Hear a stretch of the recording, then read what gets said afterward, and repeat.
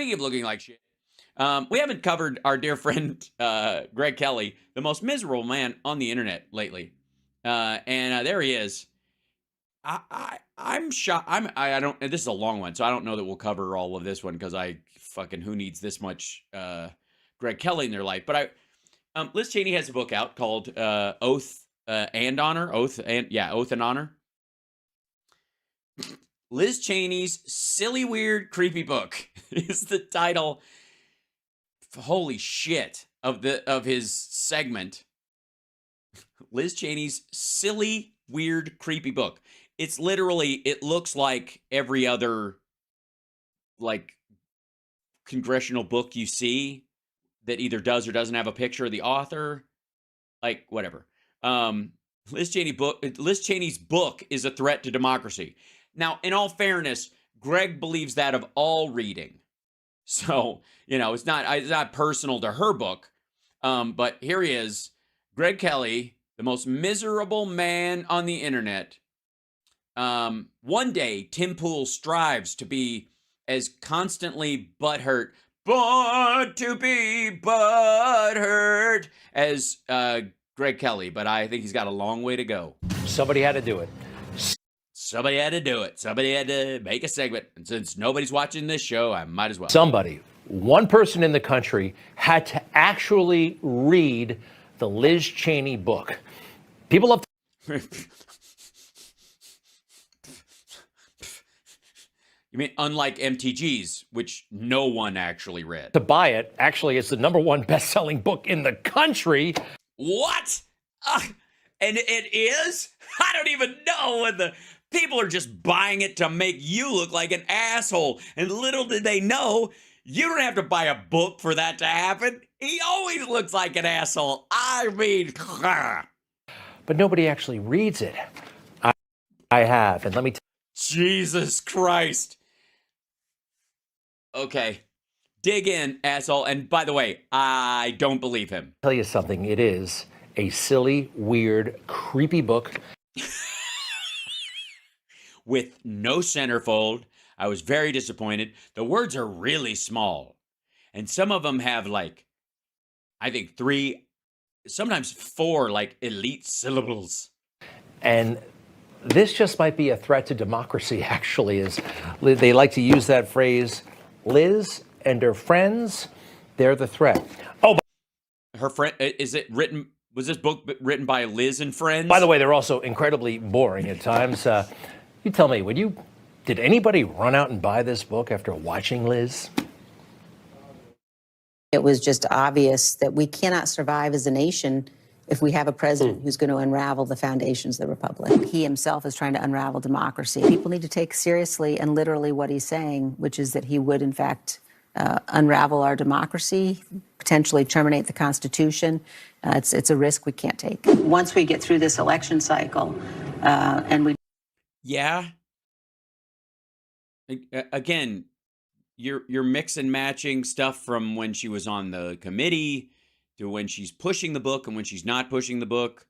And by the way, she does have a lot of details, I would presume, that are in there. Otherwise, it wouldn't be a threat to democracy, that shares some of the stuff that was in the committee hearing. Defeat Donald Trump. I think there's clearly a huge amount of work that has to be done to restore, to right the ship of our democracy. Oh, my God. Yeah, she's not compelling. Jesus Christ. But thank God you are. I mean, you're lightning in a fucking bottle. Honest to God. And thank God also, I'd like to say, and I think we can all be grateful, that you don't at all look like a generic Fisher-Price man. Just lucky you. I mean, not all of us can look like a sim. She's not a good book salesperson. What's a word for that? I'm a book salesperson of books, bookseller. She's not a good marketing person, but she wrote it. We've heard her say this stuff a million times before, but the establishment takes care of its own, and they know how to move books. She was there. No, that people bought it. Also, what's the idea is that MTG, there's all these people out there that want to hear the truth, but they couldn't get a copy of her book. She could sell it, like, she sells books because the establishment just buys them up. But MTG couldn't because the Republican establishment didn't buy a bunch of fucking books for her. Everywhere, right? On this show, that show, every single show they have, even conservative media, by the way. How'd that happen? Must be her like, she probably knows somebody. Like, she's probably related to somebody who's big in, like, Republican circles or some bullshit. And they weren't nearly tough enough on her.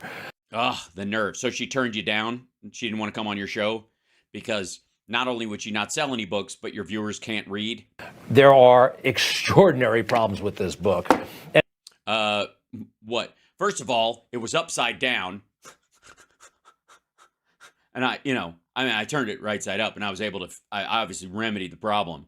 But when I got her, I picked it up, and I opened it, and I'm like, what is this gibberish? And I'm turning page after page, like, it's really hard to follow. And then I realized the book is broken. It's upside down. Even the cover page and the dust jacket were upside down. I was like, what? Who the fuck made this book? And extraordinary problems with Liz.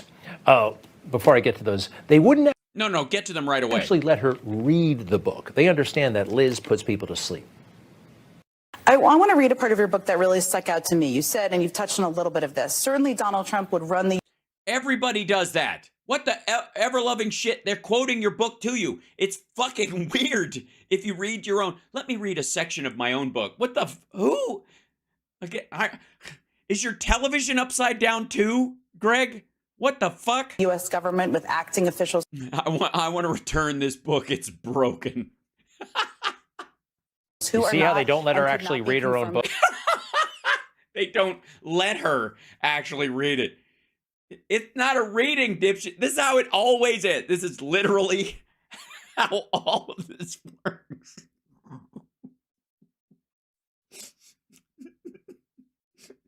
Tonight, on a very special Jen Psaki, a reading.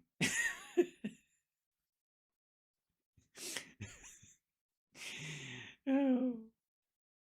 I don't understand. I don't understand why he thinks this. I don't know why he thinks this is a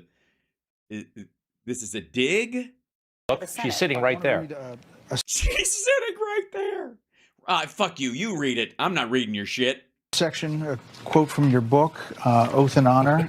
Today, none of us can tell if the story... They do all the reading for her. All right, I don't blame them, actually, on that point, because when Liz reads her book, it does put people to sleep. I have the audio version as well. This is the story of the moment when American democracy began to unravel. It's the story of the men and women who fought to save it. It goes on for 12 hours of this. Okay. All right. So he didn't read the book. He listened to the book on tape, and he fast forwarded through it because he doesn't listen to it, and he doesn't give a shit. And also, that's how they all fucking sound. That's what books on tape sound like. You fucking tit. And this is Greg read Cheney's book, so you don't have to. No, he did not. Stuff, all right? It is an excellent sleeping pill. But if you do get through it and you read it critically, you realize how manipulative, how dishonest, and I'd even say dangerous this book is. It's a dangerous book, so we should ban it. It probably shouldn't be. Have school boards been warned about the flarn filth in Liz Cheney's book? So Liz, of course, is the daughter of Dick, the former vice president. Aren't we all, though? And those of us that are daughters, I guess. Where's Dick? Hi, Dick. Do we like Dick? Yes. What? We're all the children's of Dick, unless there's some test tube babies, I suppose, out there, in which case, I don't know. President of the United States. She has a lot in common with her father because her father, when he was vice president, famously exploited September 11, 2001 to accrue more power than the executive government actually merited, warranted in the Constitution. Merited and warranted in the Constitution.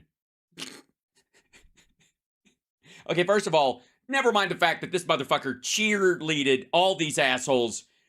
He thought he was pro-Patriot Act and all this shit when it was going down. What are you talking about? Cheney was a hero until Liz turned on Trump. Spying on people without a warrant here domestically. Yeah, but they had to call terrorists on the phone like 25 times before they were like, all right, on the 26th time, we're adding this fucker to the tap list. Enhanced interrogation, also known as torture. Oh, and look at this. Look how long it took. All it took was Liz Cheney not thinking that Trump should be able to seize power, and all of a sudden, this motherfucker thinks like the rest of us did, that enhanced interrogation is torture. Welcome aboard, dumb fuck. A lot of things that we let them get away with. Oh, did we? Did we just let them get away with? Because I didn't vote for these motherfuckers. You did. That's right, dipshit. Up until you weren't, you were a proud Bush voter. Who's we, motherfucker? I did my job. I voted. I voted against them. But that's all I got, because we're all equal here. Good Lord. And they used 9/11 as a pretext. Oh, did they? Now, Liz is trying to do kind of the same thing with January 6th. Huh. I guess just her luck that Trump served that up. Imagine where she would be today if he hadn't attacked the Capitol. Fuck.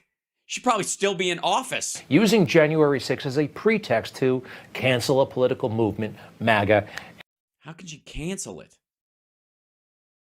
What do you mean cancel? What the fuck are you talking about?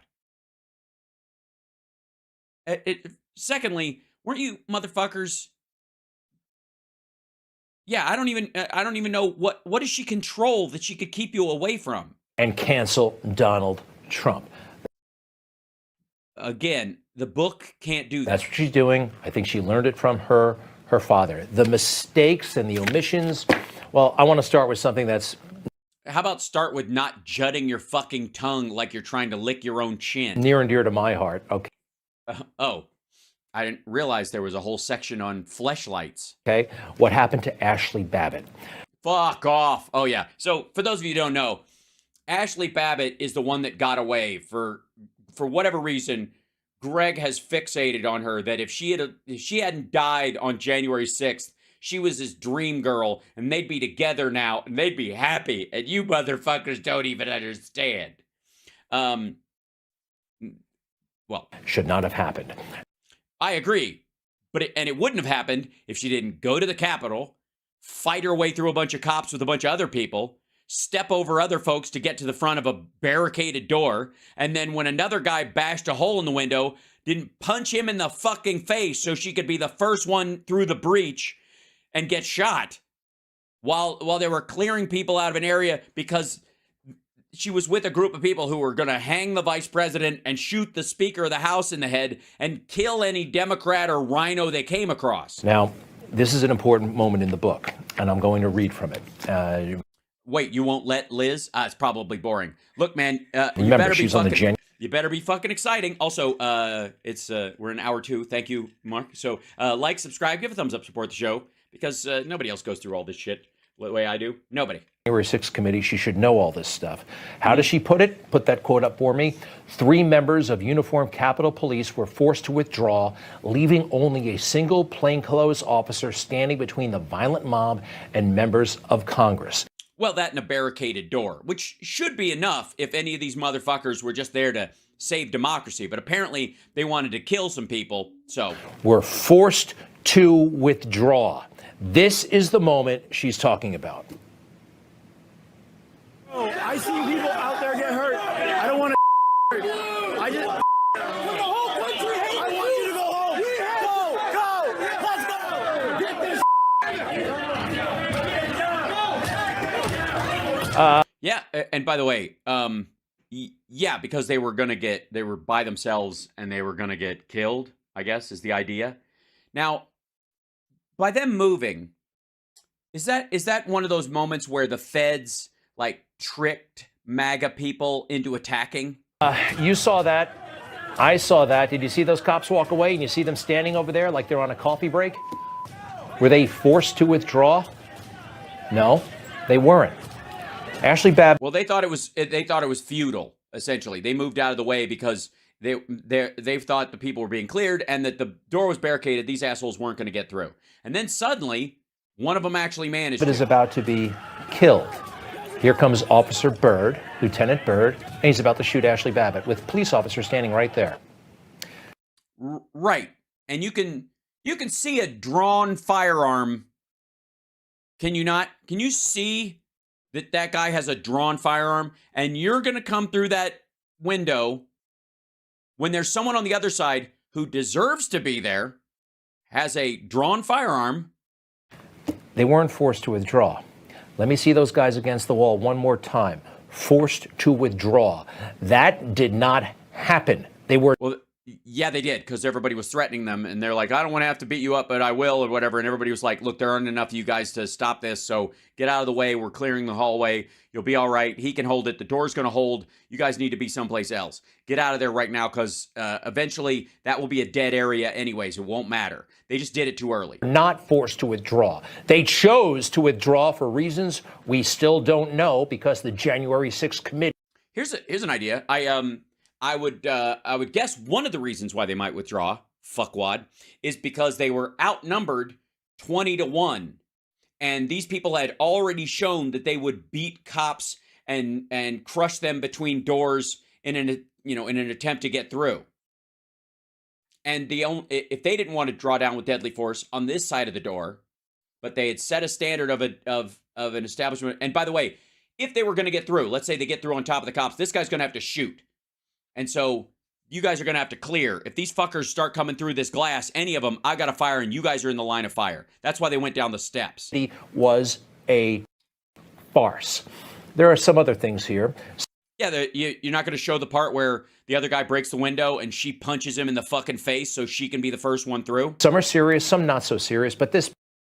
Yeah, or unserious. Bothered me as well.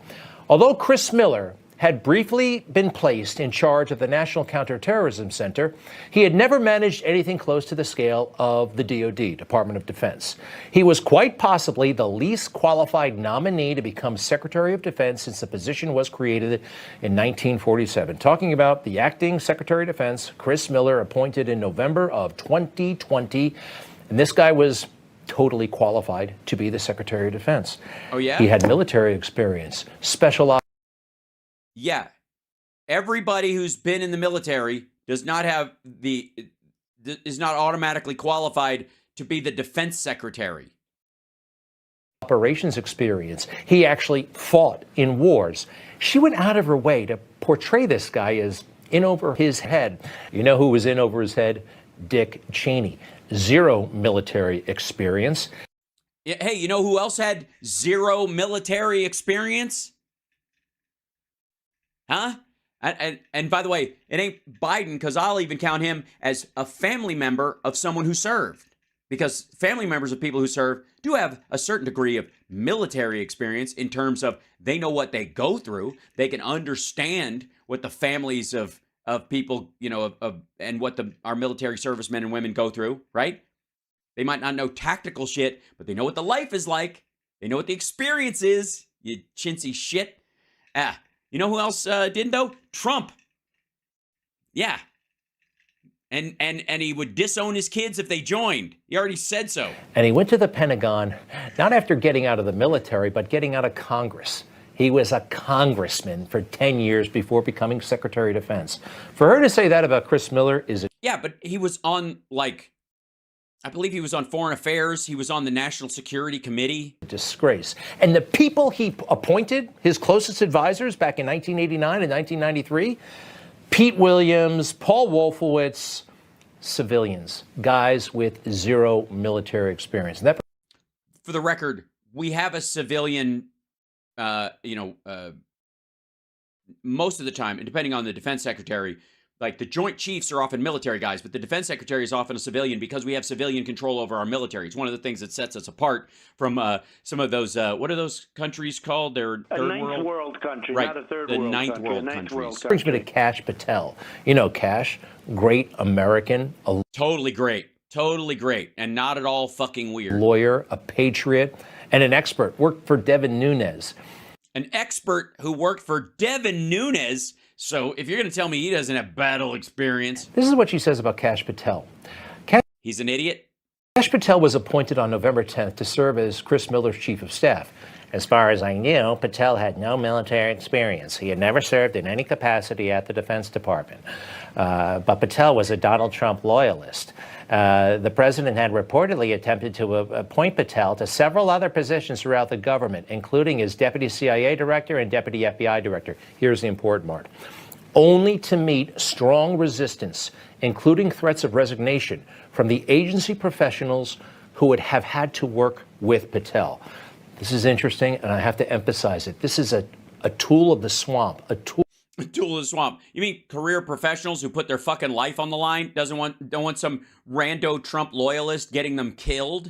the deep state and their allies. The threat of resignation. You know, we elect people. Right. And if that threat isn't meaningful, nobody will give a shit. Nobody gives a shit. I'll tell you what. Let me explain this in a way you can understand, Greg. Let's just say you threatened to resign at Newsmax over something. They make an, you know, they change your boss to somebody you think is unqualified or whatever, and you threaten to resign, and they go, okay. See how that works? Yeah, if you were worth a fuck, they go, whoa, Greg, easy. No, that's not so drive. Well, let's talk this out. Maybe you know, because we need you. But since you've never heard that, you can't imagine other people hear it. We think they're going to run the government. No, a lot of unelected people are there, and they threaten to leave, resign en masse sometimes if the elected people tell them what to do. So Donald Trump, being the leader that he is and the writer of Art of the Deal and the Apprentice King, whatever, says, okay, fuck you, resign. We don't even need you anyways. You guys are unelected. You're appointed, and this is bullshit. And if you don't like the unelected appointed guy I put in, then you unelected appointed people can fuck off. Because my unelected appointed people are important and you aren't. And they go, okay, we'll leave. And then the entire structure collapses because he's put in somebody who doesn't know what the fuck is going on. Because these people knew that, which is why they wanted to quit rather than work for somebody who didn't know what the fuck was going on. It's wrong. The other thing, very revealing, Liz Cheney keeps talking about all the threats she was getting from MAGA. Totally overstated, lacks specificity as well. Well, for legal reasons, one would guess. She didn't tell you which door they were threatening to come in and the problems they'd had with the back door lock and how that made her really concerned that, you know, in my house, Chapter 7, the weak security at my country home. Oftentimes as I'm making coffee in the morning, I look over at the kitchen window and go, you know, it wouldn't take much. All the other windows in the house are very secure, but a credit card, a buck knife, shit, a hat pin could get you into that window, and then right next to that window are all the knives. And then I finish my coffee and go back to sit down in my room where the door faces out onto the eastern lawn, where at night I can't see shit. But you have to remember this. When they get threatened, which are wrong, it's really wrong to threaten anybody, got to make that clear, but they actually like it. Gives them status and prestige. What? They, leveled death threats against me, my staff, my family. Calling me and threatening to kill my family. What is, by the way, this is about Liz Cheney. Who gives a shit about Swalwell? And this is true anyways. Why does it give you status? Sometimes I get these calls. I'm frankly just tired of these threats coming anonymously to us. Recently, someone said that they were going to rape and kill my children, and they were using the language that Kevin McCarthy was using. Right, Kevin McCarthy. The English language, nobody should be threatened, but they like it because then they can get security detail. No, when you have a security detail, you can't fucking go anywhere. It's a big impedance. I'm guessing a lot of these people would rather they be able to go to a fucking restaurant without someone having to clear the goddamn place. They can get people protecting them. And Liz Cheney, here she is with some, I think these are Secret Service members, right? She put this picture in her book. The message is, look how important I am. Hey, wouldn't you like to be? No, it isn't. She gets along with her security detail, but the fact that she has to have them is your fucking fault. Oh God, this is so stupid. It's just so stupid. I can't do that much stupid in one fell swoop.